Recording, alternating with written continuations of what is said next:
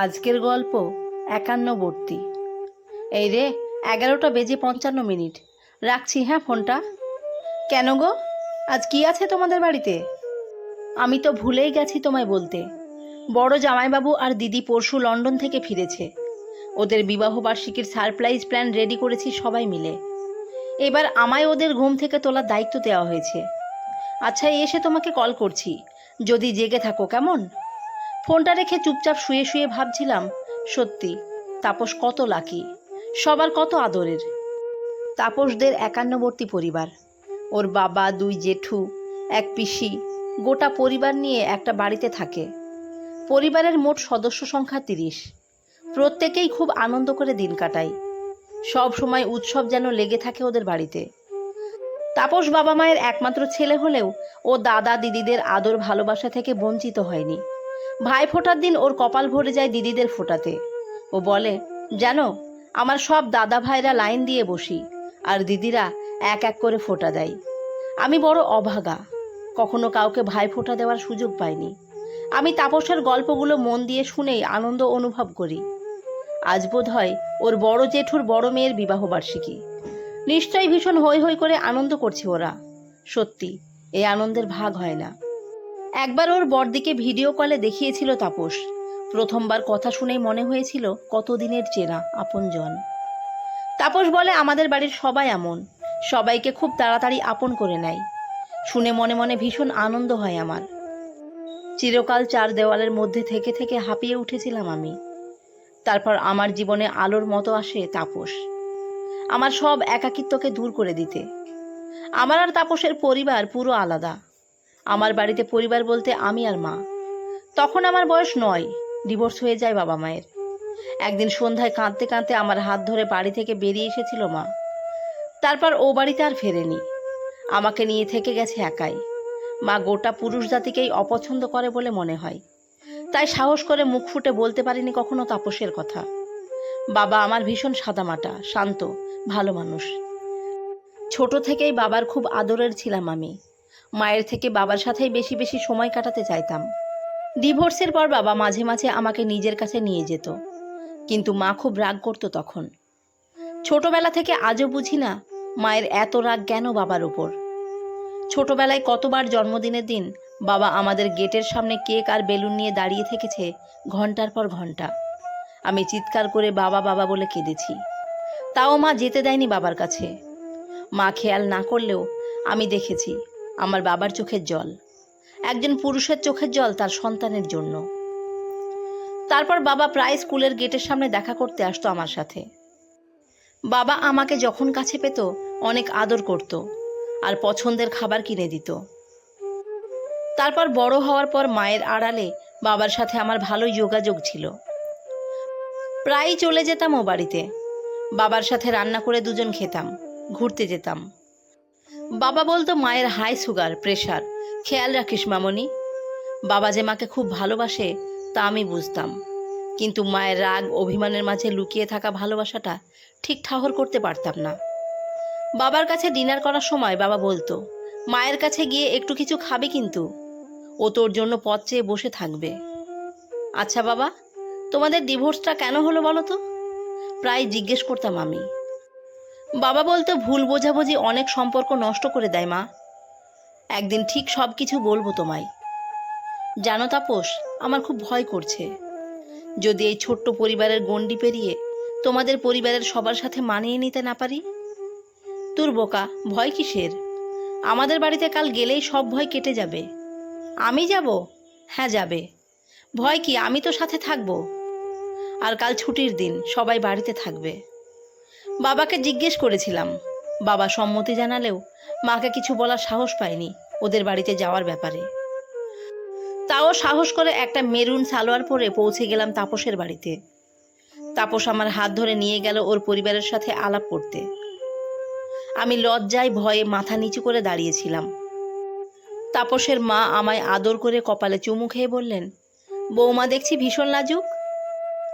তারপর ছোট্ট ছোট্ট একদল বাচ্চা, কেউ নতুন কাকি, কেউ নতুন মামি বলে ডাকতে ডাকতে নিয়ে গেল একটা সুসজ্জিত ঘরে। ঘরটা খুব সুন্দর করে সাজানো, মাঝে বসানো খুব সুন্দর একটা কেক। আমি মিনমিনে গলায় তাপসের বোনকে জিজ্ঞেস করলাম, আজ কি কোনো অনুষ্ঠান আছে? তাপসের মেজে জেঠু হাসতে হাসতে বললেন, আছে তো। দেখলাম ঘরটা পুরো ভরে উঠেছে পরিবারের সদস্যদের ভিড়ে। সবাই মিলে চেঁচিয়ে বলে উঠল, হ্যাপি বার্থডে টু ইউ। চমকে উঠলাম আমি। হ্যাঁ, ঠিক আজই তো আমার বার্থডে, কিন্তু কখন আমার বার্থডে এইভাবে পালন হয়নি। আনন্দে আত্মহারা হয়ে কেক কেটে সবাইকে নিজের হাতে খাওয়ালাম। বড়রা অনেক আশীর্বাদ করল, গিফট দিল। আর তাপসের দিকে তাকাতেই দেখলাম মুচকি মুচকি হাসছে সে। মা আর জেঠিমারা দেখি আমার জন্য খাবার সাজিয়ে রেডি করেছে। 5 রকম ভাজা, রকমারি তরকারি আর পায়েস, মিষ্টি দিয়ে। আমি বললাম, না, আমি সবার সাথেই খাবো। তাপস মুচকি হেসে বলল, বলেছিলাম না। সবার সাথে খেয়ে গল্পের আসর বসলো। বড় জেঠু বললেন, বাড়িতে কে কে আছে মা? আমি ভয়ে ভয়ে বললাম, মা আর আমি। বাবা মা আলাদা থাকেন। উনি ব্যাপারটা জানতেন না।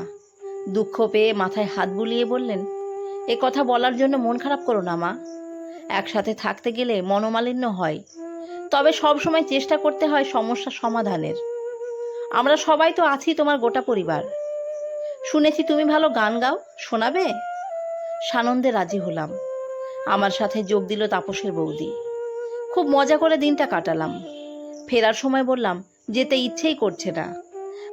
বড় জেঠিমা হেসে বললেন, যখন খুশি চলে আসিস, আর যখন তোদের সময় হবে বলবি। তোর বাবা মায়ের সাথে কথা বলে তোকে পার্মানেন্টলি এ বাড়িতে নিয়ে চলে আসব। সেদিন রাতেই মাকে জানালাম তাপসের কথা। অবাক হয়ে দেখলাম মা রাজি হয়ে গেল। বলল, তুমি আমার একমাত্র সন্তান। তুমি যদি সে পরিবারে মানিয়ে নিতে পারো, ভালো থাকো, এর থেকে বেশি কিছু চাই না আমার। ইদানিং মায়ের শরীরটা ভালো যাচ্ছে না। সেদিন রাতে হঠাৎ মা ডাকলো আমায়। ভয় পেয়ে দৌড়ে মায়ের ঘরে গিয়ে দেখি মা ভয়ে কাঁপছে। আমায় দেখে বলল, বাবাকে একটা ফোন করে জিজ্ঞেস করো সে ঠিক আছে নাকি। আমার কথা কিছু বলবে না, ফোনটা লাউডে রাখবে। বাবার ফোনটা বেশ কিছুক্ষণ রিং হবার পর বাবা ফোনটা রিসিভ করে বলল, কিরে মামনি, ঘুমোস নি এত রাতে? তোর মায়ের শরীর ঠিক আছে তো? আমি বললাম, হ্যাঁ বাবা। তুমি কোলেস্টেরলের ওষুধটা নিয়েছো তো? বাবা বলল, হ্যাঁ মামনি, নিয়েছি। অনেক রাত হয়েছে, এখন ঘুমিয়ে পড়ো। ফোনটা রেখে হাঁটু গেড়ে বসে বললাম, মা তুমি জানতে বাবার সাথে আমি কথা বলি, যোগাযোগ রাখি? মা বলল, হ্যাঁ জানতাম। 1 সপ্তাহের জন্য বাবার সাথে দার্জিলিং থেকে ঘুরেও এসেছিস কলেজ ট্যুরের নাম করে, সেটাও জানি। আর আমি কোথাও যেতে বললে তোর সময় হয় না। দিনে 4-5 বার বাবাকে ভিডিও কল করিস, রেস্টুরেন্টে খেতে যাস। কখনো মায়ের জন্য এতটুকু সময় দিয়েছিস তুই? সত্যি আমার অভিমানী মা যে বড় দুঃখ পেয়েছে বুঝলাম। মাকে জড়িয়ে ধরে বললাম, আমি তোমাদের দুজনকেই অনেক ভালোবাসি মা। আর দিন 15 পর আমার বিয়ের ডেট ফাইনাল করতে তাপসের বাড়ি থেকে সবাই আসবে। মাকে গিয়ে বললাম, মা, জীবনের এই সময়ে বাবা আমার সাথে থাকুক এ বাড়িতে, এটা চাই। মা প্রথমে কিছুতেই রাজি না হলেও শেষে আমার অনুরোধে রাজি হলো। বাবাকে হাত ধরে নিয়ে এলাম বাড়িতে। সারা বাড়ি মেতে উঠল আমার আর বাবার হাঁক ডাকে। 2 দিন দেখলাম মা বাবার সাথে কথা না বলতে। সেদিন রাতে আকাশ জুড়ে মেঘ করেছিল। জানালার কাছে বৃষ্টির ছাঁট এসে পড়ছিল। আমি ব্যস্ত ছিলাম তাপসের সাথে চ্যাটে কথা বলতে। হঠাৎ ব্যালকনিতে শুনলাম ফিসফিস শব্দ। ভালো করে শোনার জন্য দরজার কাঁচ দিয়ে উঁকি মেরে দেখলাম আমার ভালোবাসার 2টো মানুষ আজ ভিজতে ভিজতে নিজেদের অভিমানের কথা বলছে। বাবা বলছে, এখনো শাখা সিঁদুর পরো কার জন্য লীনা? মা অভিমানী গলায় বলল, তা তুমিই বা শ্রেষ্ঠাকে বিয়ে করোনি কেন? শ্রেষ্ঠা তার স্বামী সন্তান নিয়ে সংসার করছে এখন। সেদিন রাতে তুমি আমার পুরো কথাটা শুনলে না। নেশার ঘরে শ্রেষ্ঠা বলেছিল বন্ধুত্বের আড়ালে ও আমাকে ভালোবাসে, সেটা শুনেছিলে। আমি ওকে ভালোবাসি নাকি সেটা শোনোনি। সেটা শুনলে জানতে পারতে এই মানুষটা তার জীবনে প্রেমিকা বা স্ত্রী হিসেবে তোমাকে ছাড়া কাউকে কল্পনা পর্যন্ত করেনি। এতটা শুনেই ফিরে এলাম বিছানায়। আনন্দে চোখের জল গড়িয়ে পড়ছে আমার। এখনো ফিসফিস শব্দে শোনা যাচ্ছে ওদের কথা। আবার একবার উঠে গিয়ে দেখলাম 17 বছর পর স্বামী স্ত্রী বৃষ্টিতে ভিজতে ভিজতে কাঁদছে, একে অপরকে আষ্টে পৃষ্ঠে জড়িয়ে ধরে। মনে মনে বললাম, সত্যি সম্পর্ক ঠিক রাখতে গেলে অবশ্যই একে অপরের কথা শোনা আর অভিমানের গুরুত্ব দেওয়া উচিত। শুধু শুধু ওরা ওদের 17টা বছর নষ্ট করেছে একে অপরকে ভুল বুঝে। তাপসদের বাড়ির গুরুজনরা আজ এসেছেন আমাদের বাড়ি। আজ আমি ভীষণ খুশি। বাবা মায়ের মাঝখানে রাজকন্যার মতো বসে আছি।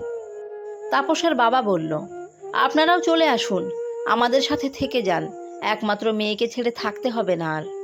বাবা বলল, আমাদের একটাই মেয়ে, প্রায় চলে যাব আপনাদের বাড়িতে। আমিও চাই দীর্ঘদিন ধরে আলাদা থাকা মানুষগুলো জীবনের বাকি দিনগুলো একসাথে আনন্দে কাটাক। আজ আমার দুঃখ নেই।